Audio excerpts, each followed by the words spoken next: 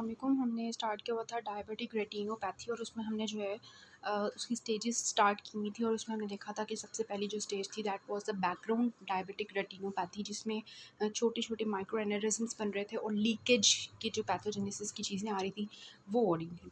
फिर हमने देखा कि हमारे पास प्री प्रोलिफरेटिव स्टेज थी, जिसमें हमारे पास क्या हो रहा था कि जो है कॉटन वूल स्पॉट्स थे और हमारे पास एवी शंट्स बन रहे थे और वीनस बीडिंग हो रही थी। ठीक है, सॉसेज शेप हमारे पास वेन्स बन रही थी। उसके बाद प्रोलिफरेटिव स्टेज थी, जिसमें एक्चुअली हमारे पास क्या हो रहा था, न्यू वैस्कुलराइजेशन हो रही थी और वो जो वेजल्स थी वो लीकी थी। इस वजह से क्या हुआ कि वहाँ पे हैमरेजेस स्टार्ट हो गए, वीट्रस हैमरेज स्टार्ट हो गया, सब हाइलॉइड हैमरेज स्टार्ट हो गया। ठीक है, उसके बाद हमने स्टेज देखी जो मैक्युलोपैथी की थी और वो ही हम डिस्कस कर रहे थे।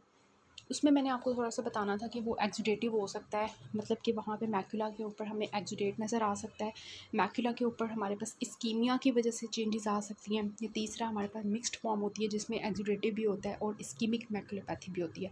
अब हम डिस्कस करने लगे हैं कि हमने कैसे चेक करना है कि हमारा मैक्युला जो है वो एक्सुडेटिव हुआ हुआ है। ठीक है, मतलब वहाँ पे एक्सुडेट है, वहाँ पे इस्कीमिया है, या दोनों चीज़ें हैं। ठीक है, उसके लिए हम ये वाला कर रहे थे फ्लोरेसेंस एंजियोग्राफी, और मैंने आपको बताना है इसके बारे में थोड़ा सा कि हम ये डाई जो होता है ना, इसको हम क्यूबिटल वेन में डालते हैं। जो आपकी क्यूबिटल वेन होती है ना, वहाँ पे एंटर करते हैं। ठीक है, तो ये ब्लड सर्कुलेशन से जो क्यूबिटल आर्टरी होती है वहाँ से जाता है और हार्ट से जो है वो इंटरनल कैरोटिड आर्टरी से ऑफ्थेल्मिक आर्टरी में जाता है। जो मैंने आपको ब्लड सप्लाई बताया था रेटिना का, तो मैंने आपको बताया था कि इस तरह से आपका रेटिना पहुँच जाता है वो डाई। ठीक है, जब वो डाई वहाँ पर पहुँच जाता है तो वो जो जहाँ जहाँ सर्कुलेशन सही होती है ना, वहाँ से गुज़रता है और वहाँ से फ्लोरेसेंस चमक देता है, जिससे हमें पता चलता है कि हमारा जो पैथवे है वो क्या है, मतलब हमारी वेसल्स ब्लॉक तो नहीं है। अगर तो ब्लॉक होंगी तो वो डाई वहाँ जाके रुक जाएगा। ठीक है, आगे नहीं जाएगा। अगर वहाँ पे वेसल्स लीकी होंगी तो वो डाई जो है वो लीकी वेसल्स के अंदर से बाहर आ जाएगा। जो बाहर आएगा तो वो जो फ्लोरेसेंस नॉर्मल हो रही थी उससे ज़्यादा फ्लोरेसेंस होगी, उसको हम कहेंगे हाइपर फ्लोरेसेंस। ठीक है, और तीसरी बात होती है कि वो हमारे पास जो है मतलब इस तरह से ना वो मैनिफेस्ट करता है। ये न्यू वेस्कुलराइजेशन अगर हो रही हो तो न्यू वेसल्स बन जाती हैं, तो उसमें जो डाई होता है वो नॉर्मल वेसल्स से जो नई वेसल्स बनी होती है वहाँ पे भी नज़र आता है। तो इससे हमें पता चलता है कि जो हमारी वेसल्स हैं वो नई बनी हुई हैं। तो इस तरह से हम जो है फ्लोरेसेंस एंजियोग्राफी से चेक करते हैं और फिर आहिस्ता-आहिस्ता वो डाई जो होता है ना वो ख़त्म हो जाता है। वो वेसल्स के अंदर से डाया ख़त्म होना शुरू हो जाता है ना, अब हमेशा तो उसने अंदर नहीं रहना।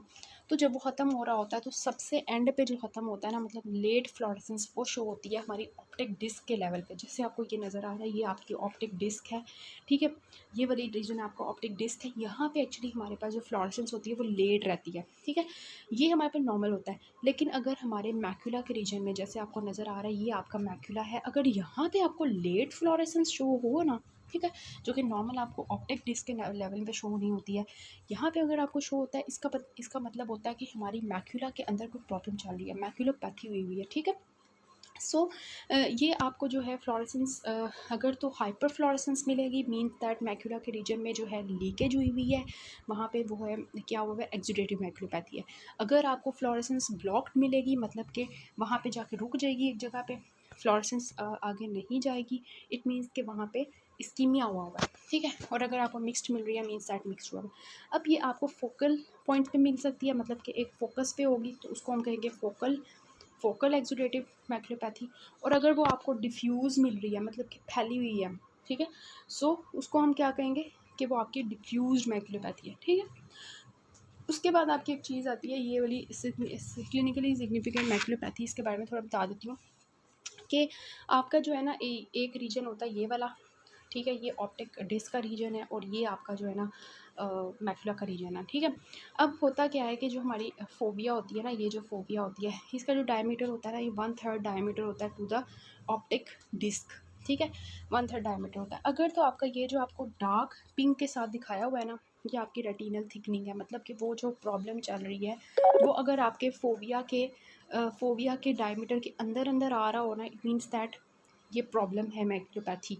ठीक है, इसके अलावा अगर वो हार्ड एक्सुडेट्स आपको नज़र आ रहे हैं फोबिया के जो है 500 माइक्रोम्स के अंदर अंदर, इट मीन्स हमारे पास ये वाली चीज़ है जो कि हम डिस्कस कर रहे हैं, क्लिनिकली सिग्निफिकेंट मैक्युलोपैथी। ठीक है, और अगर आपको जो है वो इतनी ज़्यादा मिल रही है, जैसे आपको पिंक एरिया शो हुआ है, इतने ज़्यादा शो हो रहा है कि जो है ना वो डिस्क के डायमीटर से भी ज़्यादा हो गया, तो इट मीन्स कि ये आपके पास क्लिनिकली सिग्निफिकेंट मैक्युलर एडीमा। ठीक है, तो इसका थोड़ा सा आपको कॉन्सेप्ट होना चाहिए। फिर हम आगे आगे ये लिखा हुआ है कि आपके पास जो इस्कीमिक होता है ना, इस्कीमिक मैक्युलोपैथी, उसमें आपको जो है ना उस तरह से प्रॉब्लम नहीं मिलती जैसे आपको एक्सुडेटिव में मिलती है, और वहाँ पे आपको हाइपरफ्लोरेसेंस मिल रही थी, यहाँ पे आपको फ्लोरेसेंस जो है वो ब्लॉक मिलेगी क्योंकि यहाँ पे इस्कीमिया हुआ है। और इसके अलावा वो आपके पास मिक्स जो होती है उसमें आपको दोनों चीज़ें इकट्ठी मिलती हैं। एडवांस जो आपके पास डिजीज़ होती है उसमें आपको दो चीज़ें करेक्टरिस्टिक मिलती हैं, एक ये कि आपको रेटिनल डिटैचमेंट ट्रैक्शनल मिलती है, मैं अभी आपको दिखाती हूँ, और दूसरी आपको जो है वो न्यू वैस्कुलराइजेशन जब आइरिस की हो गई होती है तो उसकी वजह से न्यू वैस्कुलर ग्लाकोमा हो जाता है। ठीक है, इसके बारे में आपको बताती हूँ मैं। ये आपके पास जो है वो ट्रैक्शनल रेटिनल डिटैचमेंट है कि जब हमारे पास जो है वो वीट्रस हैमरेज हो जाता है ना, तो उसकी वजह से क्या होता है, रेटिना के ऊपर फोर्स पड़ती है और वो अपनी जो लेयर होती है रेटिना की वो डिटैच हो जाती है। ठीक है, आपकी जो पिगमेंटेड एपिथेलियम होती है उससे आपकी जो न्यूरल लेयर होती है रेटिना की वो डिटैच हो जाती है। तो इस तरह से आपको ना रिंग मिलती है एक। जब आपको रिंग मिलती है ना इस तरह की वाइट स्कार टिश्यू की, इसका मतलब कि आपके पास ट्रैक्शनल रेटिनल डिटैचमेंट होती है, और ये कौन सी फेज़ में आपको नज़र आती है, एडवांस्ड स्टेज में। ठीक है, उसके बाद आपके पास ये वाला आता है कि जब आपकी आइरिस की न्यू वैस्कुलराइजेशन होगी, अल्टीमेटली आपकी वेजल्स यहाँ पे भी आएंगी और आपके एंगल को आके ब्लॉक कर देंगी, जिसकी वजह से क्या होगा, पेशेंट को न्यू वैस्कुलर ग्लाकोमा हो जाएगा।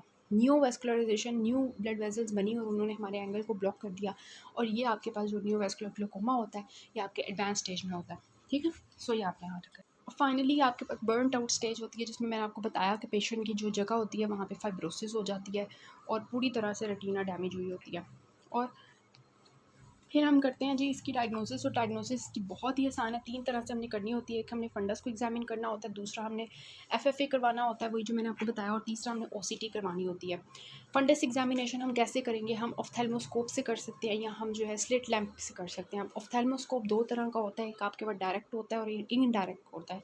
डायरेक्ट और इनडायरेक्ट में क्या डिफरेंस होता है कि डायरेक्ट आप, वो मैंने आपको पिक्चर्स दिखाई होंगी जो आपको मैं साथ अटैच करती रहती हूँ, पीछे भी मैंने दिखाई होंगी, आपको पता होगा इसका। जो एफएफए होता है उसमें आप, मैंने बता दी 3 चीज़ें आप चेक करते हो। आप लीकीनेस चेक करते हो, लीकीनेस होगी तो हाइपरफ्लोरेसेंस होगी, और इस्कीमिया चेक करते हो, इस्कीमिया होगी तो वहाँ पे आपका डाई आगे से नहीं जाएगा, गुजरेगा नहीं और फ्लूइड हो जाएगा। ठीक है, और ब्लॉक हो जाएगा। और उसके बाद आपका न्यू वैस्कुलराइजेशन चेक करते हो कि नॉर्मल से ज़्यादा आपको डाई जो है ज़्यादा वेजल्स में नज़र आएगा, मीन्स दैट कि वहाँ पे नई वेजल्स बनी हुई हैं। और फाइनली आपके पास ऑप्टिकल कोहेरेंस टोमोग्राफी होती है, इसमें आप मैक्यूला का स्ट्रक्चर चेक करते हो। देखें, ये आपके पास मैक्यूला का रीजन है, और जैसे हम अर्थ की जो है वो देखते हैं ना, ऊपर नीचे हुआ हुआ है, क्या हुआ हुआ है, इस तरह हम मैक्यूला को देखते हैं। मैक्यूला की जो है इस तरह से जब स्ट्रक्चर हम देखते हैं तो उसको हम कहते हैं optical coherence tomography, means that we are checking the structure of the macula whether it is damaged और नॉट। ओके, सो ये हमारे पास डायबिटिक रेटिनोपैथी हो गया। उसके बाद जी इसकी इन्वेस्टिगेशंस आ जाती हैं, तो क्योंकि पेशेंट को डायबिटिक रेटिनोपैथी है तो ऑब्वियस सी बात है कि हम उसके अंदर ब्लड शुगर लेवल चेक करवाएंगे, उसकी यूरिन के अंदर देखेंगे ग्लूकोज तो नहीं है, उसके आरएफटीज करवाएंगे कि उसको रीनल प्रॉब्लम तो नहीं है। मैंने आपको बताया था ना रिस्क फैक्टर्स, इसका नेफ्रोपैथी भी होता है, टॉक्सिक मेटाबोलाइट्स की वजह से हमारी वेसल्स ख़राब होना शुरू हो जाती हैं। लिपिड प्रोफाइल चेक करवाएंगे, ऑब्वियसली हमने देखा था रिस्क फैक्टर्स में कि ओबेसिटी लोग जो होते हैं, ओबीज़ लोग होते हैं या हाइपर लिपिडीमिया के पेशेंट्स होते हैं, उनके अंदर ये होता है। इसके अलावा जो है HbA1c के लेवल चेक करवाते हैं हर 3 महीने बाद, जो है वो 3 महीने का हमें जो है वो प्रोफाइल दे देता है डायबिटिक लोगों का। ठीक है, सो ये आपके पास इन्वेस्टिगेशंस होती हैं, बहुत ईजी हैं। और उसके बाद डीडीज़ हैं, इसके सारे वही होंगे वेजल्स से related, hypertensive retinopathy, central retinal vein occlusion, branch retinal vein occlusion, हम सारे आगे पढ़ेंगे। ठीक है, इसके अलावा आपके पास जो है ये ऑक्यूलर इस्कीमिक सिंड्रोम है, सिकल सेल डिजीज़ है, रेडिएशंस की वजह से रेटिनोपैथी हो जाती है ना, उसकी वजह से भी हमें इस तरह की नज़र आ सकती है। और ल्यूकीमिया, ये इसके डीडीज़ होते हैं, और डीडीज़ जो हैं वो आपने याद कर लेने हैं इसके, और याद करने वाले मतलब है नहीं है, बहुत ईजी है। उसके बाद ट्रीटमेंट की बात करते हैं, ट्रीटमेंट इसका यूक्यू है। और ट्रीटमेंट जो होता है ना इसका, सबसे पहले आपने ये लाजमी लिखना होता है कि पेशेंट को आपने कंट्रोल ऑफ डायबिटीज़ का कहना है। जब आपके पास डायबिटीज़ का पेशेंट आ रहा है और ये सारी प्रॉब्लम्स है, तो आप उसकी कॉज को रूल आउट करो और उसको कहो कि जी डाइट करो, फिजिकल एक्टिविटी करो, मेडिसिन प्रॉपर लो, काउंसिल करो पेशेंट को। ठीक है, सबसे पहले उसकी एजुकेशन की, उसके बाद आपने उसकी कंट्रोल की, रिस्क फैक्टर्स जो उसके हैं, फॉर एग्जांपल मैंने आपको सारे बताए कि जो रिस्क फैक्टर्स हो सकते हैं, hypertension, hyperlipidaemia, anaemia, nephropathy, smoking. ठीक है, तो पेशेंट को आपने वो कहना है कि अवॉइड करो ज़रा। उसके बाद जी आप इसकी 3 तरह से ट्रीटमेंट करते हो, ये तो आपने पहले कह दिया ना उसको कि अपनी डायबिटीज़ कंट्रोल कर लो, ठीक है, और अपने रिस्क फैक्टर्स कंट्रोल कर लो। उसके बाद आपने ट्रीट 3 तरह से करना होता है, मेडिकल करना होता है, लेज़र करना होता है, सर्जिकल। मेडिकल क्या होगा, मेडिकल में आपको पता है कि वेजिफ रिलीज़ हो रहा है, तो उसको ख़त्म करने के लिए ताकि न्यू वैस्कुलराइजेशन ना हो, ताकि वो सारी प्रॉब्लम्स ना क्रिएट हो, हमने एंटी VEGF दे देने होते हैं ताकि वो जो वैस्कुलर परमेबिलिटी है वो कम हो जाए। वैस्कुलर परमेबिलिटी कम होगी, अल्टीमेटली वो एक्सुडेटिव जो एडिमा हो रहा था, ठीक है, एक्सुडेटिव हमारे पास मैकुला में प्रॉब्लम आ रही थी वो नहीं होगी और न्यू वेसल्स नहीं बनेगी, ठीक है। सो ये आप एंटी VEGF इंजेक्शन देते हो, इसमें आपके पास जो है ये आते हैं बेवैसीज़ुमैब होता है, रानीबीज़ुमैब होता है और ये सारे होते हैं। उसके बाद आपके पास जो है फिर केस आता है कि जो है ना इंट्रावीट्रियल स्टेरॉइड्स, ठीक है, इंट्रावीट्रियल स्टेरॉइड्स, पहले आपने एंटी VEGF दे दिया, दूसरे आपने विट्रस के अंदर जो है ना आपने इंजेक्शन लगा दिया स्टेरॉइड्स का, ठीक है, ताकि वो जो आपके पास वही जो केस आ रहा है एडिमा वगैरह का उसको आप ट्रीट कर सकें। अच्छा, लेकिन इसके बारे में ना आपने एक इम्पॉर्टेंट चीज़ याद रखनी है कि ये जो है ना हमारे पास हम इनको इतना यूज़ नहीं करते, इंट्रावीट्रियल स्टेरॉइड्स पेशेंट को इतना नहीं देते हैं, ठीक है। क्यों नहीं देते? बिकॉज़ ये कैटरैक्ट या ग्लाकोमा करवा सकता है, ठीक है। और इसमें वही डोज़ होती है हमारे पास इंट्रावीट्रियल ट्राइमेसिलोन 2 to 4 मिलीग्राम्स, ठीक है। लेज़र जो होता है ना, लेज़र ये आपका बर्न करने के लिए, जो आपके एरियाज़ हुए हुए हैं, लीकेज एरियाज़ हैं या आपके जो इस्कीमिक एरियाज़ हैं उनको बर्न करने के लिए, ठीक है। अब ये देखें मैं आपको बताती हूँ इस पर, ये जी आपकी होती है लेज़र, इसमें आपके पास 3 टाइप्स आती हैं, एक आपकी फोकल लेज़र होती है, एक आपके पास ग्रिड लेज़र होती है और एक आपकी डिफ्यूज़ होती है, ठीक है। फोकल होती है ना, मतलब इनका काम क्या होता है कि हमने लेज़र से ना उन एरियाज़ को बर्न कर देना है जो नई वेसल्स बनी हुई हैं फ़जूल किस्म की, जिनकी हमें ज़रूरत नहीं है, या वो जो लीकेज एरियाज़ हो गए हुए हैं, मतलब जहाँ पे एक्सुडेट बाहर आया हुआ है उस सबको जलाने के लिए ना हमने लेज़र कर देना होता है। लेज़र हम फोकस कर सकते हैं, मतलब जहाँ प्रॉब्लम है वहाँ वहाँ हमने भी लेज़र करनी है फोकस पे, या ग्रिड में हम जो है ना ऐसे ग्रिड की फॉर्म में जो है ना ऐसे करके करते हैं, उसे लेज़र लगाते हैं। और डिफ्यूज़ में हम जो है प्रोलिफरेटिव केस जो होता है ना जिसमें बहुत ज़्यादा न्यूवास्कुलराइजेशन हो जाती है, उसमें हम फिर जो है वो पूरी तरह से डिफ्यूज़ली जो है ना पैन रेटिनल लेज़र अप्लाई करते हैं, तो ये लेज़र टेक्निक होती है। तो फोकल मैकुलर एडिमा के लिए आपने फोकल लेज़र अप्लाई कर दिया, ठीक है। उसके बाद आपने जो है वो जो है डिफ्यूज़ किया और आपने जो है वो ग्रिड पैटर्न यूज़ किया। ग्रिड आपने डिफ्यूज़ मैकुलर एडिमा के लिए यूज़ किया और जो पैन रेटिनल है वो आपने प्रोलिफरेटिव जो होती है उसके लिए किया, ठीक है। सो फोकल, डिफ्यूज़ और प्रोलिफरेटिव, इनके लिए आपने क्या किया रिस्पेक्टिवली, सबसे पहले फोकल किया, उसके बाद ग्रिड और उसके बाद आपने पैन रेटिनल कर दिया। सर्जरी में जी बहुत इजी होता है कि आपने जो है वो विट्रस हैमरेज जब हो गया हो, ठीक है, या रेटिनल डिटैचमेंट हो गई हो, या हमारे पास जो है वो रेट्रोहेलॉइड हैमरेज हो गया हो, मतलब जो पीछे की तरफ, मतलब वो मैंने आपको दिखाया था ना बोर्ड शेप हैमरेज, रेट्रोहाइलाइड, वो वाला हैमरेज हो गया हो, या ट्रैक्शनल मैकुलर एडिमा हो गया हो, इन सब केसेस में आप क्या करते हो, आप पार्स प्लानर विट्रेक्टमी कर देते हो। Means that you remove the vitreous femur of that patient, ठीक है। आप वो जो एरिया होता है ना पार्स प्लानर वाला, उसके थ्रू जाते हो विट्रस के अंदर, उसको विट्रस को रिमूव करते हो, उसकी जगह पे आप विस्को इलास्टिक सब्सटेंस डाल देते हो ताकि वो जो हैमरेज वगैरह और इस तरह के केसेस होते हैं वो रिमूव हो जाए।